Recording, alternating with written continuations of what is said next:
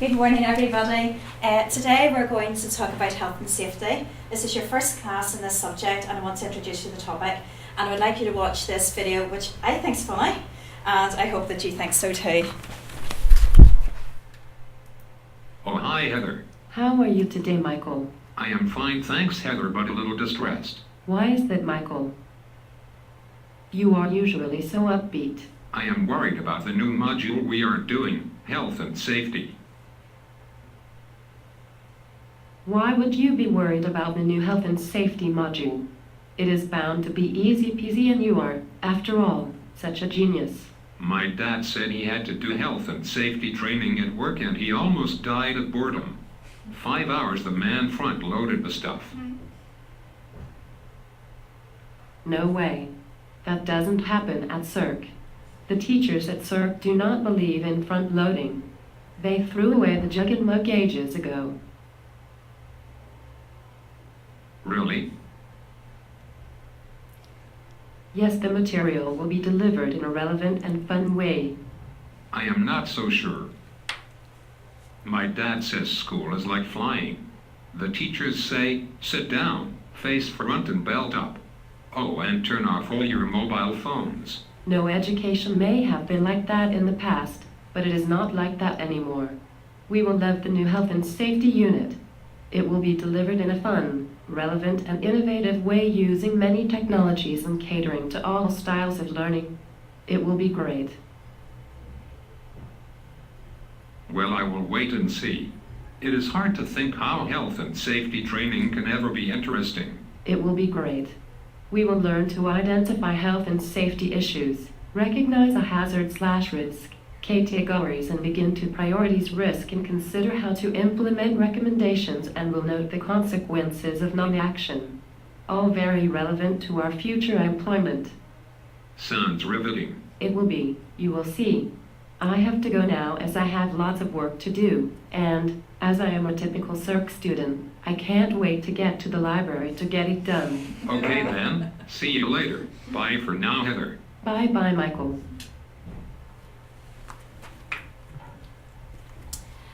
Okay, so from today then, we're going to have, these are going to be the learning outcomes. By the end of this session, you should be able to identify a health and safety issue, recognise a hazard or risk, and begin to categorise these and prioritise.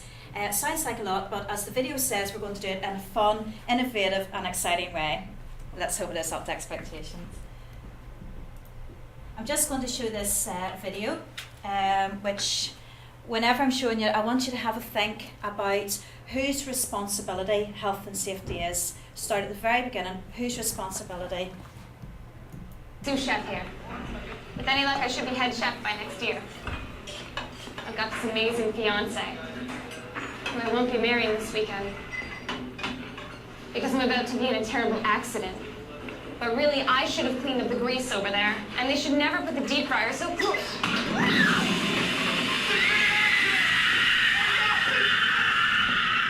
Somebody help me!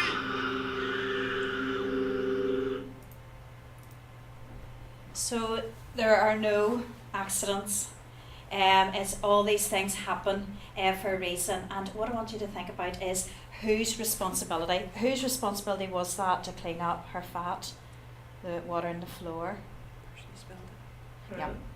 Everybody. Okay, so it's everybody's responsibility to be responsible for health and safety within the workplace, within the environment, within the college here. If you see something that's not right in the college, it's up to you to do something about it. It's not the manager, it's not the caretaker, it's not the cleaner. It's our responsibility, every single one of us.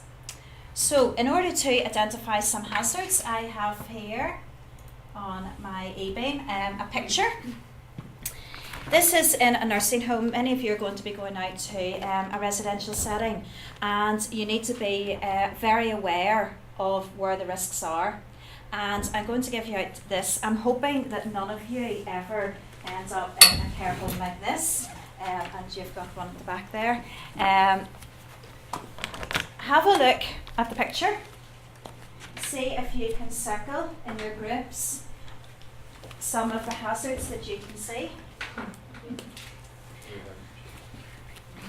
And then once we've looked at that, I'm going to ask you to come up to the board.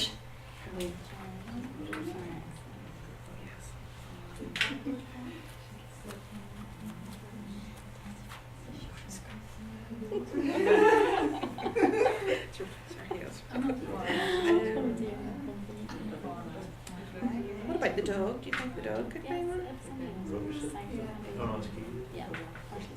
Partially sided, we could go over it. This looks less. Yes. They could fall out.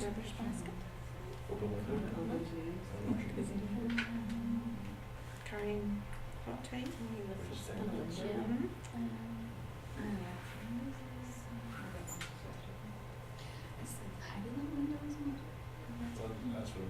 Well, that's quite a low window as well. Oh yes, for a tripping hazard. Okay, looking good. Okay. Yes, I think we'd all agree that if you worked in this residential home, you'd be in trouble.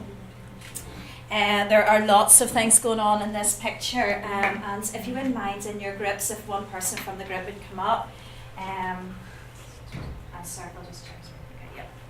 Okay, Stuart, do you want to come up for you and Michelle and circle maybe one or two hazards for us? Thank you. Okay, so we thought the water on the floor was obviously a bit of a hazard. Okay, why would that be, Stuart? Again, a slip hazard. Yeah, and good. then the other one we thought was the walking stick, again a trip hazard. Good, well done. Okay, and as Stuart said, the ladies were both carrying very hot cups and could easily splash some of the residents there. Thank you very much, Stuart. Thank you. Okay. Right, Pauline, would you like to come up for you and Gillian then? Thank you. See if you can pick another hazard. Okay, we found windjars around the door. Good, where would Fire that exit. Good. So Okay. it's blocking the fire exit and also the electric fire. Good. It's not protected really. And it's open there and the wire going in front of it. Okay, thank you, Pauline. Those are very good ones, and as you can see from our learn outcomes, one of the things we're going to have to do is begin to categorise risks and begin to prioritise them, and those would be considered to be electrical and fire hazards. Here you can see that there's a very big danger of fire, and if a fire broke out here, as Pauline says, all these emergency exits, they're all blocked. Those people have no mission really of getting out of that. Okay, thank you very much for that, Pauline. Lindsay, do you want to come up for you and Tessa, your group? Thank you. We have said the wires over here. Good. Tripping hazard as well. And Good. the cabinet being left open when it has medicine inside. Good. Why would that be a problem? Just because everyone would have access rather than qualified members of staff. Okay, well done. Thank you, Lindsay. So again, we're getting here the different categories of risk, because here we have now a chemical hazard, and that would be really quite serious, even if there's people visiting. I happened to hear as we speak to some of you as we went round, you were undecided about the dog. Do you think the dog is or isn't a hazard? Lead hazard. Could be. Could be. It's not one of the people, elderly residents. Partially sided. Yeah, so and a trip to an elderly person is very different. Some of you will be going out to nursery schools and there'll be toys on the floor, and I don't think you need to worry about that, because if a child trips over a toy, it's not the end of the world. But here, if somebody tripped over the dog, it could really hurt them. But on the other hand, you need to speak to the manager of the care home you're working in. And if you find that they say that dogs are allowed, because some people, they're elderly, they've maybe had their dog for a very long time, the dog is maybe allowed to live with them. But Michelle, as you say, maybe if the dog was restrained a wee bit more, or somewhere where it was out of the way that people couldn't trip over it, or I think Tessa, you mentioned puddles and things, and again, there could be slips, or if the dog was a cat, obviously you'd have problems as well there. So, did anybody happen to notice this one? Yeah. Why do you think that's a problem? Open window. Yeah. It's low. Yes, it's very low, open, and in fact there was a case here, just a few miles from here in Newton Arts where a man actually fell out of a window. So it's very, very, very dangerous. You have to be so, so careful. And an open window is so easy for somebody to fall out. Okay, so there's plenty of hazards in that. We've begun to identify it. We've begun to categorise it and prioritise it. And we're going to be doing lots more of the categorising and prioritising. Any questions? Okay, just to check your learning, to ensure, and hopefully to have a bit of fun, I want to do quizzing with you, so if I could just pass out some remote controls for you. Okay, and if you can, turn your remote on for me.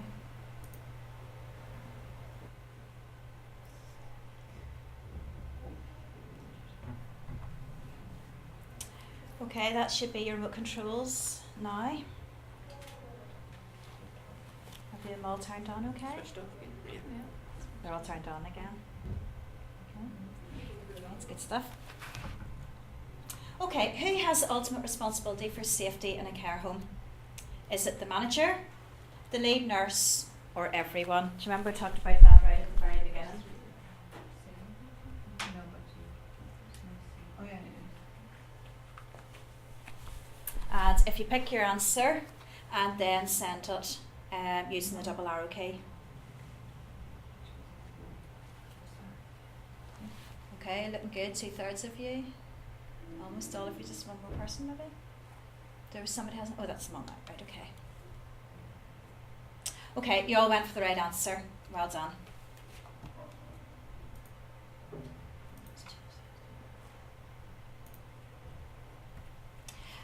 Yes, as we said at the very beginning, everybody is responsible for health and safety, not just one person.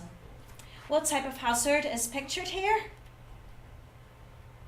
Is it a slip, trip and fall, or hazardous substance? Hard to know from that picture, but give it a go anyway.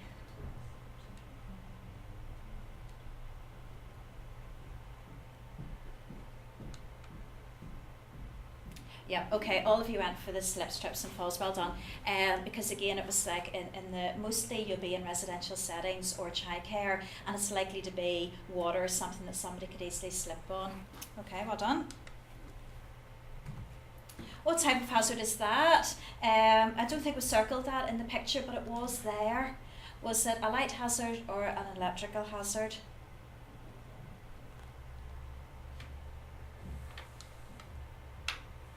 Again, well done. Can we look to see who got it the fastest there? Participant number 1 got it in 3.43 seconds. Did you do that? No. No? Yeah, well done, Stuart. Top of the class. Okay, so it's good to know. True or false? An open window in a care home is a hazard as someone may fall out and hurt themselves. Is that true or false? Do you want to ask the audience?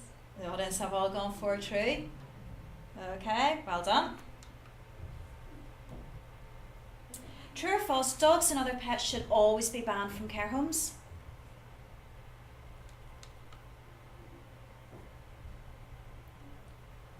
Okay, good.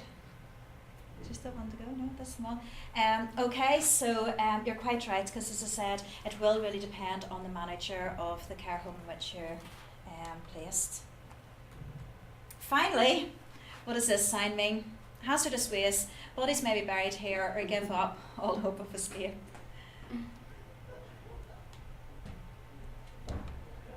And again, everybody is correct. Hazardous waste. And I just want to see who was the quickest there.